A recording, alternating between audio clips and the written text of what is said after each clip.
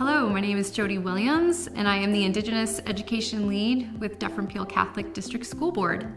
My job is to help support the system, K-12, in regards to Indigenous education. Part of that is in regards to supporting students and families who self-identify, as well as providing professional development opportunities and resources to support teachers. Hello, my name is Priya Mohib. This year, my role as the academic consultant with a focus on Indigenous education and supporting Indigenous youth is essential for opening up dialogue and establishing relationships with Indigenous youth across our board. Indigenous students have a right to access their culture by ensuring that students feel represented, they know their rights, feel safe, and listened to. My name is Nick Bertrand. I'm an education officer with the Indigenous Education Office, and I work in the Ministry of Education. My position largely centers around supporting school boards and their work of implementing policy and community programs in publicly funded school boards across Ontario.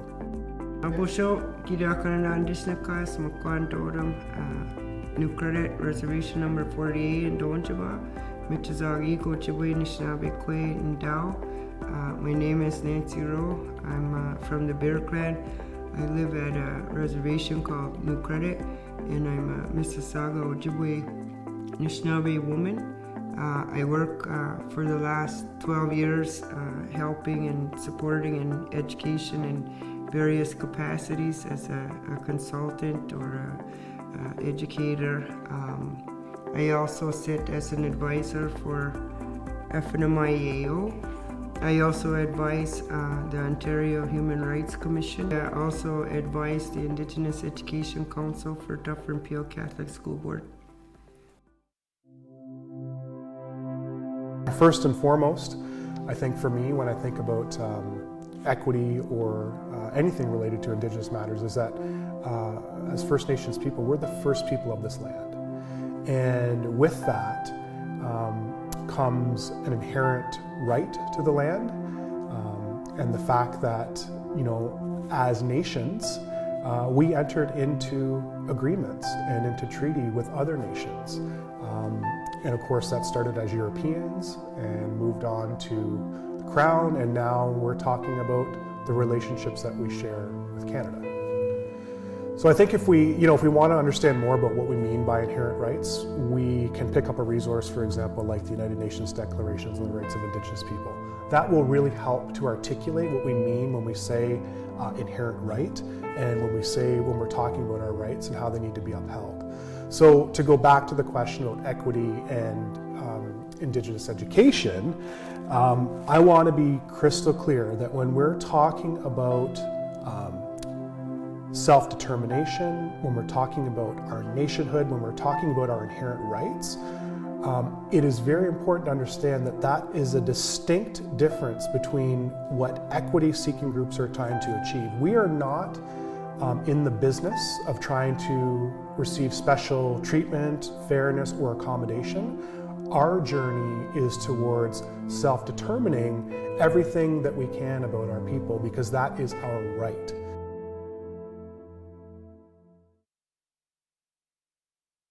I would define colonialism as, in Canada, colonialism, settler colonialism, as an invasion, not only on the land and resources, but a personal and intimate invasion of Indigenous people's life, identity, ways of being, ways of doing, ways of seeing. That's how I would describe colonialism in Canada. It continues still today in ways that your average Canadian does not understand or bear witness to the ways that colonialism infiltrates our everyday life. I think it's important that we start with the understanding that racism and discrimination are part of the lived experience that Indigenous people have endured here for a very long time. So when we take a step back and we understand that, and we consider the conversation and the time that we're in here in Canada, and what's happening around us with respect to racism, I think it's important that we understand that there are deep-seated issues in this country that many people are just starting to come to terms with. Another thing that's important to understand is that when we look at anti-racism, or when we look at discrimination from an Indigenous paradigm, we need to consider that is actually, those two entities are part of a larger problem. And to me, that's sort of the elephant in the room that we need to be discussing. And that elephant in the room is colonialism. That anti-racism and anti-discrimination, those are offshoots of colonialism. So if we're not talking about colonialism, we're not actually addressing the core problem. And we have to understand that colonialism has been the tool that has caused a great deal of harm to our people in this place. When I say that colonialism impacts us every facet of our life, that's the truth. People don't think that colonialism looks the way that we describe it to look when we tell our historical and contemporary truths. It's occurring and it's happening today.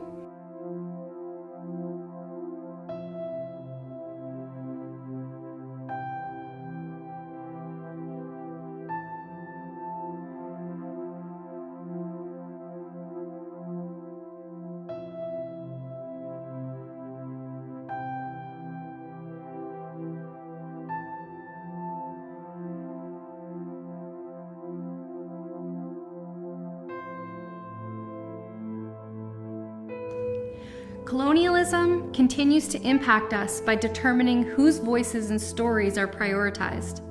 The history of Canada that we are familiar with is not the whole story.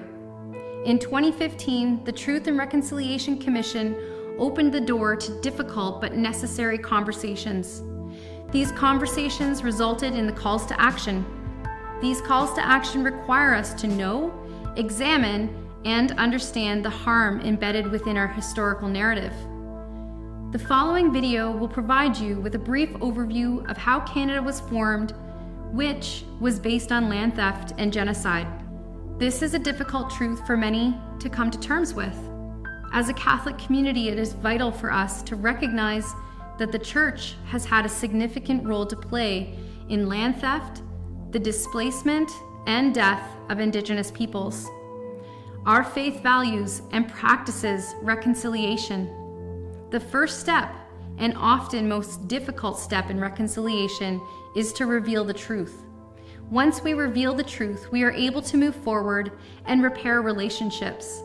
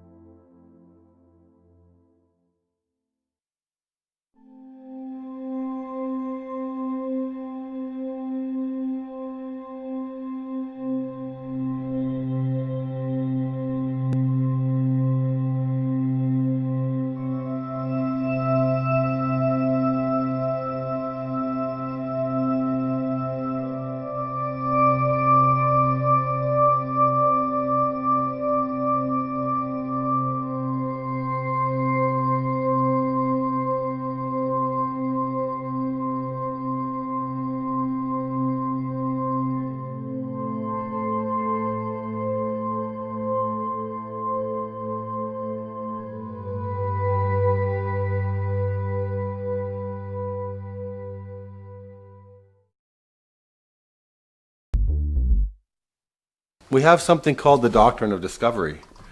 And basically what happened was the religious community, specifically the Pope, gave those that followed the Catholic way of life permission to conquer, to kill, to destroy indigenous peoples and get their lands if they were not Christians, and to declare that land theirs. And so they set off across the oceans, and that's exactly what they did. The very first person to declare our land was the Spanish. Then it was the French. The French came, and of course they declared all of the Great Lakes theirs. When the British came in and defeated the French, they assumed a sovereignty over this piece of eastern North America. That's how arrogant the British are, right? They just assumed we have sovereignty over this piece of land, over New France, and over the 13 colonies. Jeffrey Amherst, we're hearing about that right now. There's statues to Amherst and Jeffrey Amherst. Yeah, he was a racist. He became the commander-in-chief of British forces after 1760s, 59. And Amherst thought that he captured Quebec, Louisbourg, and Montreal. It broke the back of the French Empire, and he thought he would be hailed as a hero when he back. But then, what happens? Pontiac. So Pontiac was an incredible warrior. His whole body was covered with tattoos. And he was known to like the French. He did not like the British. Pontiac attacks Fort Detroit and unleashes his fury on the British forts, and that becomes the yoke around Jeffrey Amherst's neck.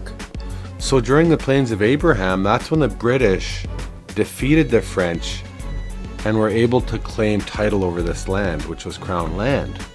Of course, the indigenous people weren't having it. They were fighting the British at the time.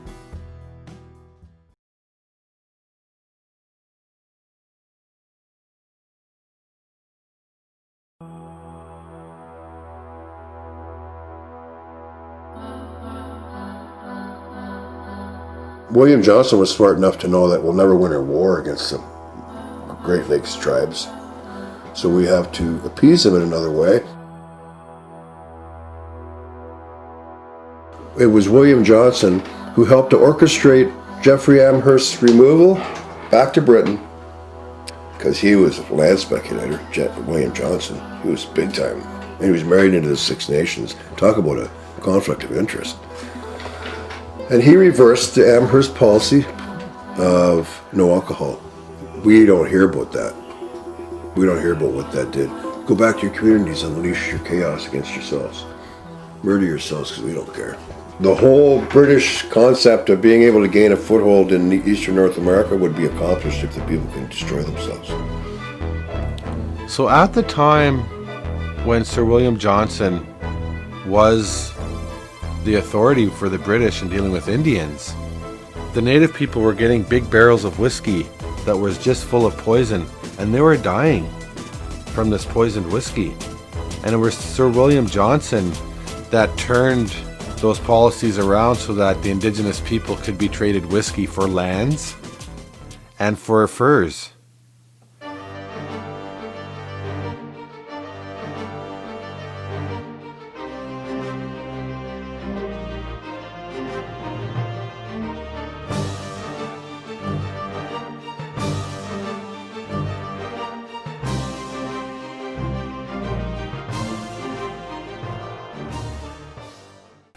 So they say that we're a nation in that particular document. I don't care. Our lands were claimed by the British and stolen, and that's the founding document. The French and the British fought. It was the British that defeated the French, and then they came up with the Royal Proclamation and said, "This is Crown land. You are a nation. Do not sell your land to the French." The Royal Proclamation established a line. It was really, the British were concerned about the American colonists. There was nothing happening here, right? Pre-1763, nothing. So they struck a line along the crest of the Appalachians, and they said there couldn't be no settlement west of the Appalachians. It was happening in the 1750s. In the 1740s, that settlement was pushing west. And you had these land companies that would be struck, and they were speculating, and they were doing their own treaties with the Six Nations, and so it was doomed for failure.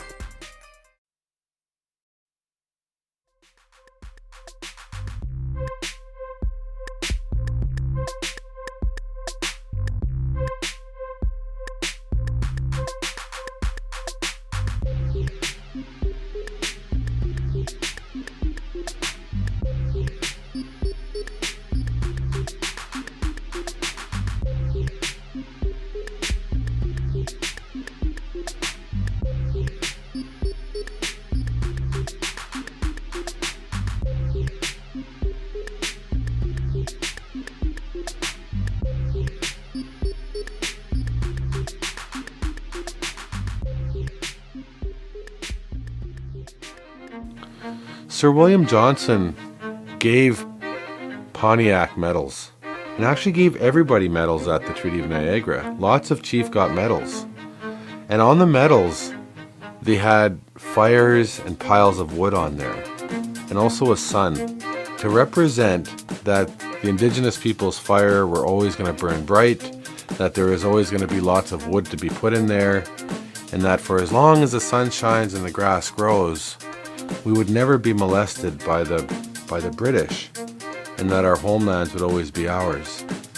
So as long as the sun shines and the grass grows is a terminology that the British came up with, because they believed that the sun would never set on the British Empire. And so this was part of their theme of world domination. And of course it's coded right into the medals, it's coded right into the Royal Proclamation, and of course later on it's symbolic in every agreement after, until of course they lost their power to democracy. The proclamation said that wherever we need land for settlement, we will treat with the First Nations that are affected. And so the Royal Proclamation establishes the modern treaty process. And so the Royal Proclamation was used as an agreement so that the Indians at the time, or so-called Indians, wouldn't sell their land to the French. And it was actually a Doctrine of Discovery proclamation to secure stolen lands. So the Royal Proclamation is, of course, the grandfather document of it's the beginning of the paper trail of how our lands got stolen. Even though it was doomed, the Royal Proclamation still has that important piece in there about how land has to be taken up, and then where it's not taken up, it remains the Indian hunting ground. So that's the key, right? That's critical.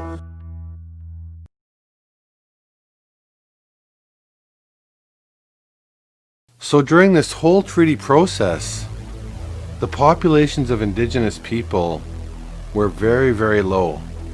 You had influenza, you had outbreaks of smallpox, and also they say that half of the population around the Great Lakes were diminished during the War of 1812.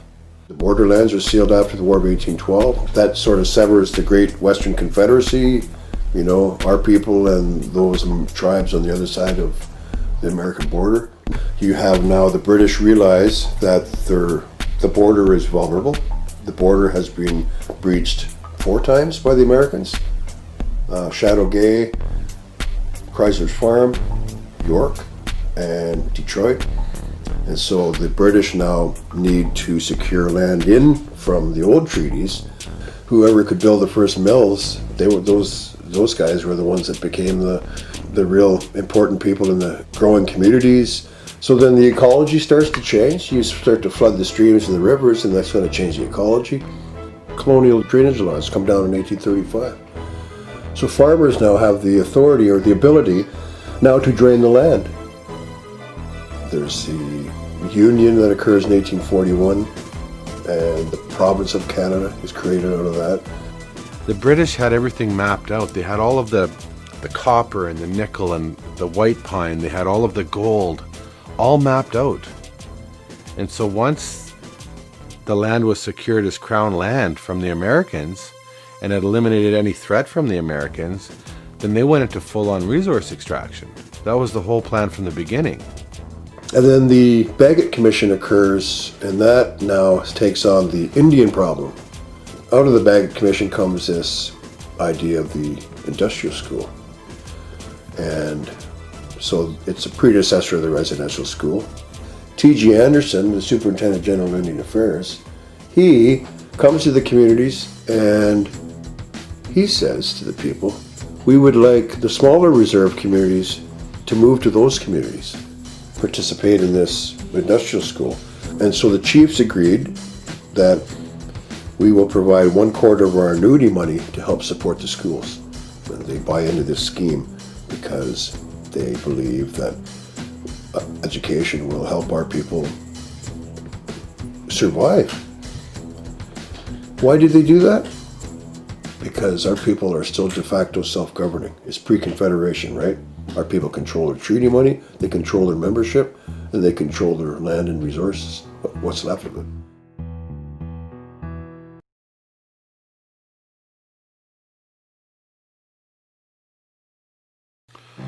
So after the Robinson-Huron and Superior treaties took place, of course the government just kept rolling on down the line. And they just named them Treaty 1, 2, 3, 4, 5, 6, 7, so on. And so the numbered treaties fell shortly after the Great Lakes treaties. And by then, they had everything down packed. So what people, I think, need to know is that the numbered treaties are very different than the Superior Robinson treaties. And the Superior Huron treaties, there's absolutely no talk about healthcare, there's no talk about lodging, and there's no talk about education. And they didn't need those things from the British. But because of the smallpox and the eradication of the buffalo on the plains, thousands and thousands of Indigenous people were starving to death. And of course, it was the British, the Crown, that took advantage of that situation and implemented those three things, which is now the basis of the Indian Act. So the plan of the industrial school has failed by 1861. In 12 years, it's failed. And so the plan shuts down, but the school, of course, stays there. Physically, it stays there.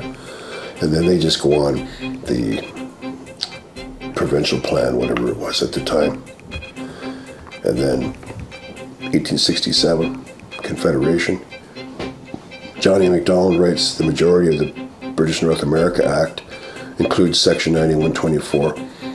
And then that gives the Dominion of Canada federal authority to now control our people, as been said, from cradle to grave.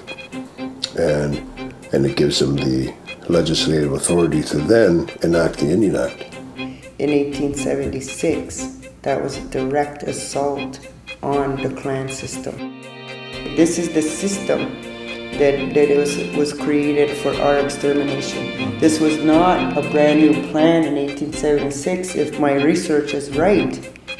The Gradual Civilization Act, which later became the Indian Act, began in 1857. So this is a 20-year plan on how to break down this system. In some communities, this was legally enforced. They held elections at gunpoint.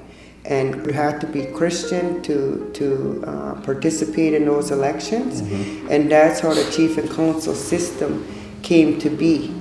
That was a direct act of violence on our systems of governing. And then now what's happening today, this is no longer seen as legitimate, and chief and councils are misunderstood as our leadership. No, these are not accidents. This was complete and total political strategy to tear down every single institution of the Indigenous people that existed here. See, when you buy land under the process, under treaty land entitlement, when you buy land, what you're saying is the Queen owns that land. That's what you're saying. And the Queen doesn't own that land. We own it. We own all the land. What they're doing is they never honored the treaties.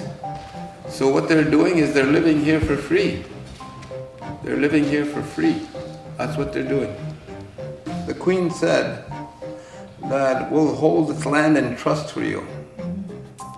So why would we let her hold that land in trust for us? That land is ours. The parks and the forest and all of that is ours yet. They can't hold it in trust. Why? Why are we allowing her to hold us in trust? The reserve system wasn't supposed to last. It was an experiment. It was a school of civilization. We'll get them civilized and turn them into farmers, and then we can get rid of the Indian Reserve, because then we've created the enfranchisement policies, and enfranchisement will now allow us to remove the reserve off the political map. How we seen the reserve boundary was very simple, was that was a place where the Indigenous people could stay, and that was going to be used for them, and that the settlers were not allowed to live on there. But that didn't mean that we were to be contained on there. It didn't mean that they couldn't live off the reserve. So the treaty was to protect their right to live off the reserve, with special protections for the reserve. But in actuality, the Crown turned it around and used the reserve as a place to colonize, and they started to remove the people off the lands so that there could be a free-for-all and resource extraction. These were all acts of colonialism. And the only problem now is that this policy coupled with residential school and like social engineering, all of that, the only problem is we're still existing through all these different, whether it was legislated genocide or it was all-out physical genocide, or what do they call residential school? Cultural genocide. We were not supposed to be existing. We were supposed to be gone by now. Here's the problem that we're running into now, is that Canada inherited these colored titles that what they call treaties.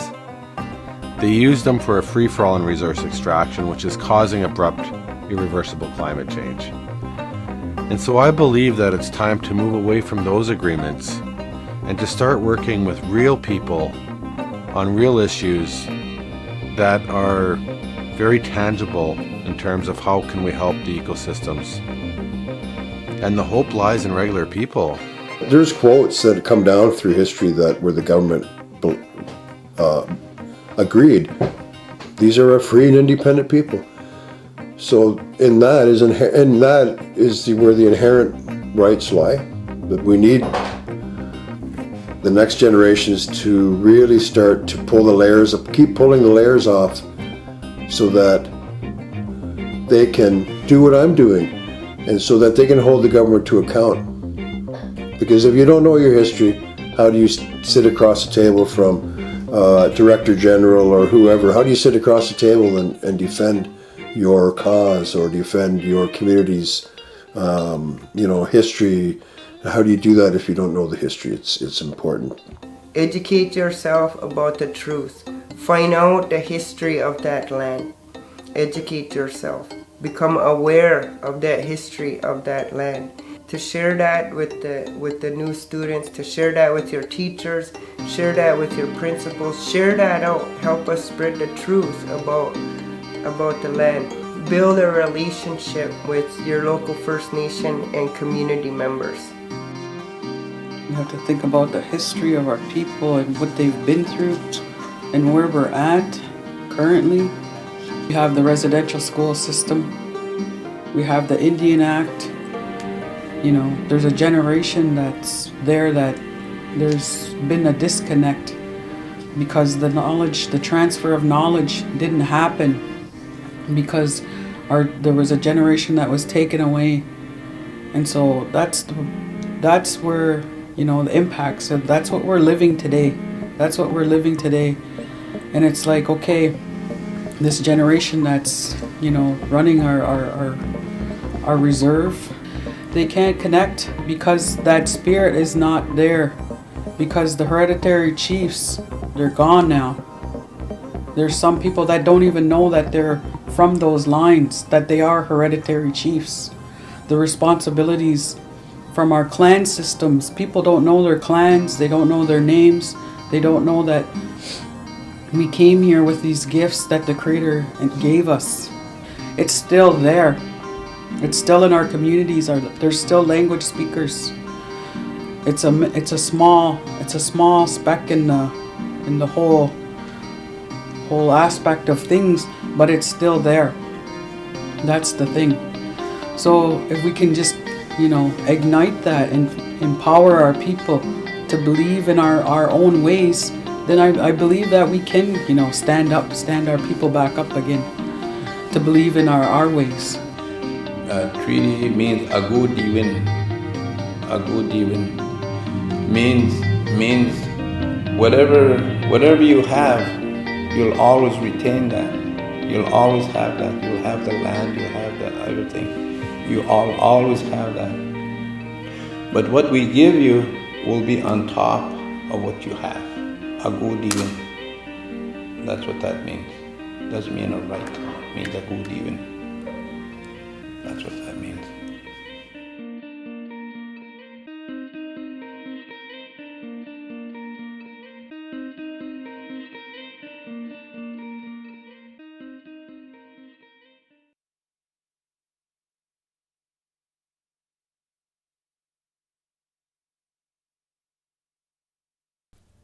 The Indigenous Education Council at Dufferin Peel Catholic District School Board is one that I often look forward to being involved in, to getting the invite to, because I know when I walk into that space that the vision of what the ministry had, I think, thought about what these education councils could look like is actually playing out live time in front of me. It's where we have community alongside the school board, elders, knowledge keepers, all of those entities that we know are super important to create the conditions that our kids will be successful in.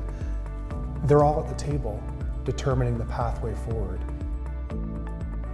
We don't call it a framework. It's just a few ideas that I think are very, very important for us, principles that we should be guided by as we do this work. I think this gives me some sort of comfort as an Indigenous person to say that this is the first board ever, to the best of my knowledge, that's in my territory that has the interest of protecting my grandchildren from things like appropriation, romanticism, teaching pan-Indianism, continuing like with the colonial narrative. I feel safe, I feel comforted that my grandchildren are going to be protected by this policy. And that's what I see with the policy, because what you folks put together is magical. We have to build long-term, sustainable, collaborative, widokage, supportive, helping each other relationships. The next thing is privilege, Indigenous voice and vision. I know what I want for my grandchildren. I'm pretty sure all Indigenous people know what they want, how they want their children educated, what reconciliation looks like, bring our voice to the table, privilege that. We have been dehumanized for centuries. Okay, if we've been dehumanized, we need to employ the opposite. We need to see Indigenous people humanized again. So when I show up, you actually see, witness a real life Mississauga woman. We still exist.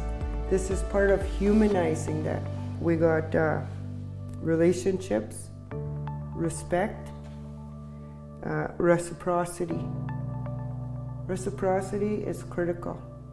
I'm talking to you as a displaced and dispossessed person who lives on a federally designated piece of land and do not have access to my food, to my water, to anything that my great-grandmothers had access to. We need to understand displacement and dispossession. We need to understand who lost the most. Who lost the most was your treaty partner. And this is why, next thing, who's your treaty partner? Engage your treaty partner. Engage the grassroots inherent right holders of that territory. When I think about the learning that my children will do and will continue to do in the education system, to me, it goes back to how they feel after it's done. And when I say that, I get a little bit emotional, because what I want from my kids is the exact opposite of what my father experienced and what I experienced in my own learning, right? What we learned was the furthest thing from the truth. And my father still carries that with him today, in terms of his own self-awareness, right?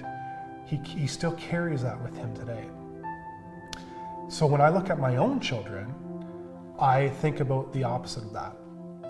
When the learning is all said and done, I want the student who's at the front of the classroom, who happens to know that my two children are Haudenosaunee, I want them to look back after the learning's all said and done, and I don't want them to feel pity or to feel sorrow or to feel sympathy.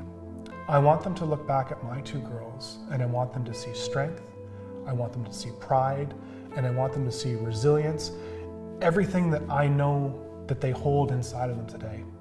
That to me is probably the most important part of the curriculum in terms of how it's done. We need to tell the dark truths and the real low moments of our history. That must be done. But we need to balance every single story of that darkness with a story of resistance, because our people did not actively sit back and let this happen to them. We pushed at every single opportunity to not have this done to us. I want my kids to know that their people are fighters, and we continue to be warriors to this day. That's what I hope that every educator can instill in my children when the learning's all said and done.